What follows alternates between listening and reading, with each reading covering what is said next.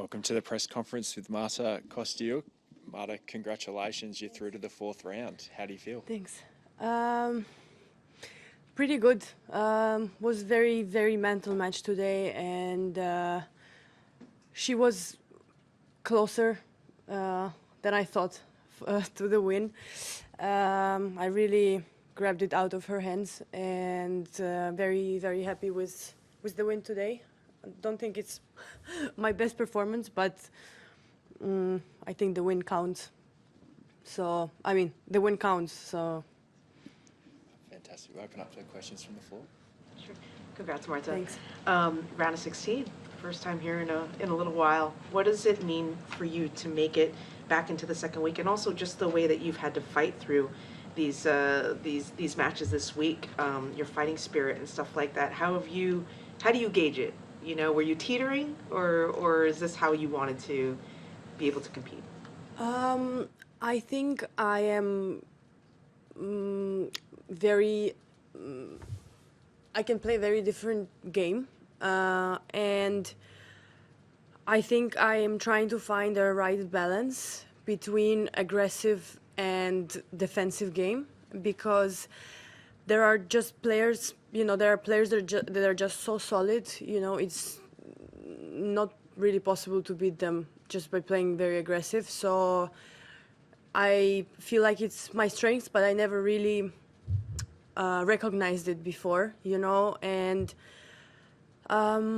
yeah, I just, of course, I wish I would play, I wish I played more aggressive today, but, you know, the pressure was there because I wasn't an underdog player like against Elise, and I didn't know what to expect, so it was not an easy, yeah, as I said, it was a very mental match, so I just, yeah, I mean, generally I prefer to be, and I'm always working on my aggressive game rather than my defensive, you know, but I feel like there are just matches where you really need to just get by and push through, and yeah, I'm very happy I leave this possibility for myself, you know, because before I felt like if I don't play aggressive enough, it's a failure, you know, and it's not easy to cooperate this way because I'm definitely not an aggressive player like Rybakina, you know, or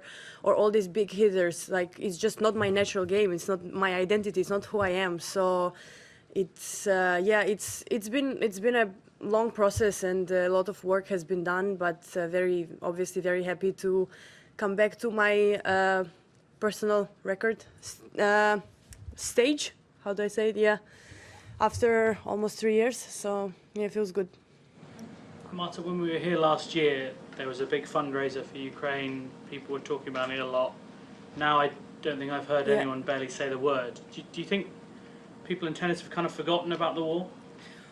Unfortunately, yes. I think at first, I mean, I respect journalists, but there are some that I really don't like.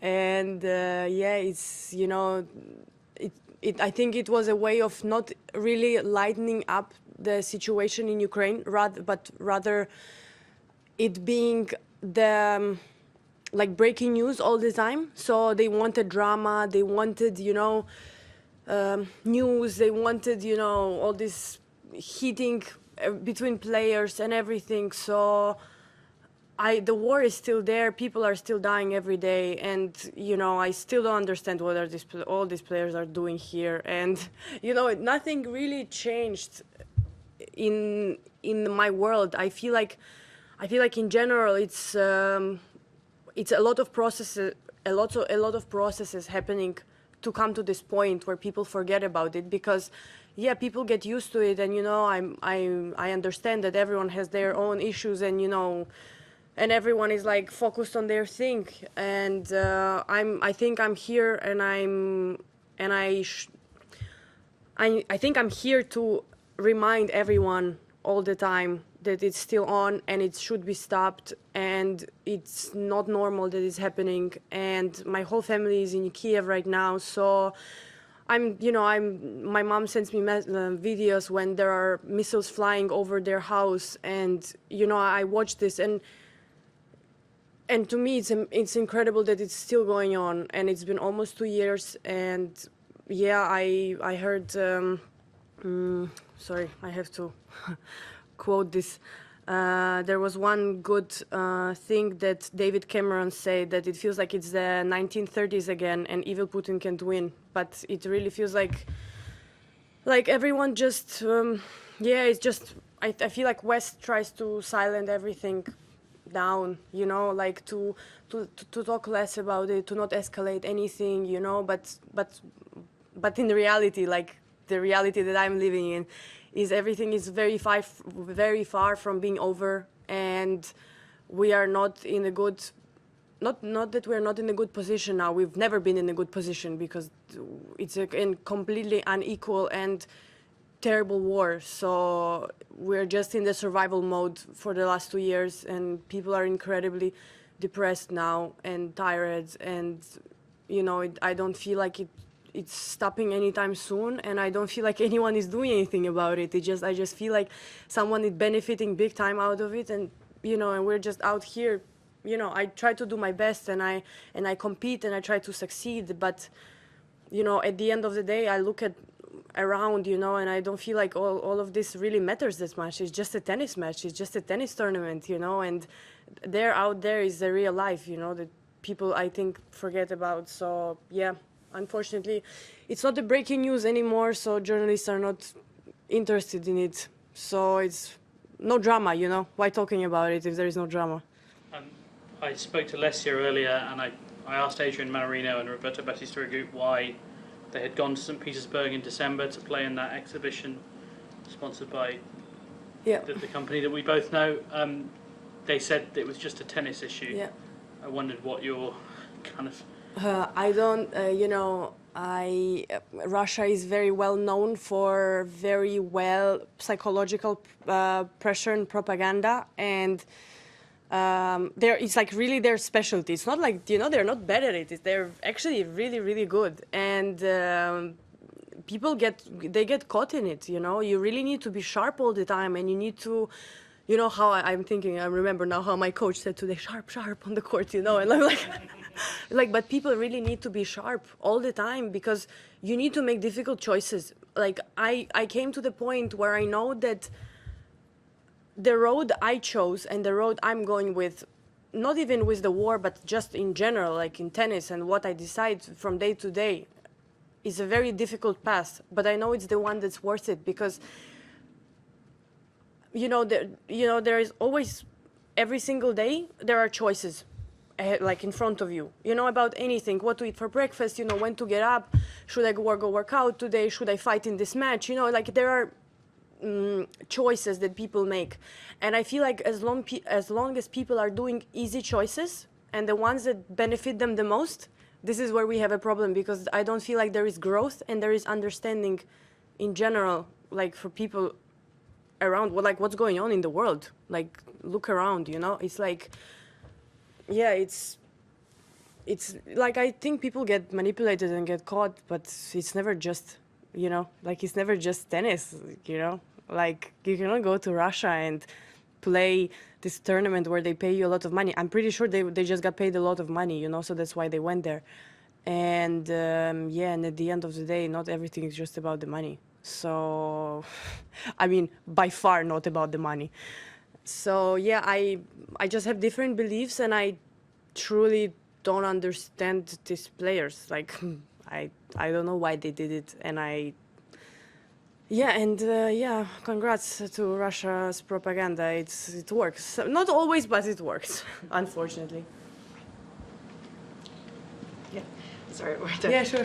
Last year in China, when you first started working with your coach, you were talking about how other coaches maybe in the past, when you would get emotional on court and you would do your thing, they'd be like, look, control it, stop doing it, da-da-da.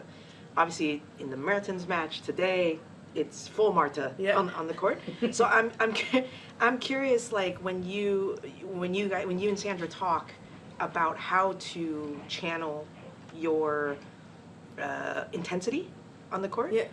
Where are you guys at right now? Is she like, you do you, Are you like, I'm gonna do me? Like, you know, can you kind of give me a sense? Because I think sometimes fans watch it and they're like, oh, she needs to calm down. But maybe not. Maybe that's you at your best. I don't know.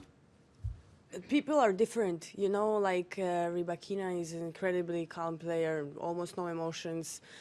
I am very emotional person, not just a player, you know, and I feel like stacking up inside of me all the emotions that I have, I don't think it will ever work, because I think I will just explode at some point, you know, like, yeah, it might work for a little bit, but then, you know, all these emotions that I was hiding inside, they will eventually, you know, I will either get injured, or I will just have mental breakdown, you know, or whatever it is, it has consequences. So, yeah, of course, there are times where I feel like, yeah, I'm getting a little bit over myself, you know, in my head, but it can happen. Like, everyone I'm making mistakes, like every single human being on this planet, and the only thing I try to do is improve, you know. And improve, I don't mean necessarily that I have no emotions, you know, and let's see, if I improve very well in the next 2 years, I will have 0 emotions. No, it's not going to be like this. I'm not that kind of player. And yeah, I'm just trying to find this right balance between letting go, and then but coming back as soon as possible in the game again, because it's normal. I care. I want to win. I care a lot about this sport, and I've given, I don't know how many % of my life for this sport since I'm 4 or 5 years old. So, of course I care. Of course I care when my match, you know, if I win this match, you know, I will first of all have like 100K more in the prize money and 100 more points. Of course, it's a big. Obviously, like when you're top 10 and you have 5,000 points, it doesn't matter, you know, but in the position I am in, it matters, and it's important to me. It's what I work for. So, yeah, there are times where I really get too emotional and too excited about, like, playing and so on, but, yeah, it's part of me. I accept it, you know. I hope, you know, I will just be able to navigate it a little bit better, but I don't think necessarily I'll become a better player if I'll be less emotional. Can I ask you, when you are, you know, yelling over to Sandra, yelling to yourself, yelling to whatever, what typically is the frustration the most? Is it, that was a bad decision? Why did I do that? Or is it just a manifestation of the frustration? I don't know. I think it depends. It really depends, because sometimes I know, I also know sometimes I do a really good job, but I still don't win the point at the end or game. And I'm frustrated because I felt like I did everything right and it didn't work. Then sometimes I know I'm doing the wrong thing, so I'm also getting pissed. I don't know. Sometimes I feel like I'm fine, but I just need to let it out, you know, just to keep going, you know, just to like be like, okay, I let go and then I go again. So, yeah, I think there is no one, you know, reason to it. So, yeah, different reasons. I don't know. Sometimes, some days there's less, some days it's more, you know. We live and we learn. That concludes your press conference. Thanks. Thank you. Wide World of Sports is your home of the Australian Open. With highlights of every match of the AO, the on-court interviews, and every day with the morning serve, you'll be ahead of the game. So click that subscribe button so you don't miss a thing this Australian Open.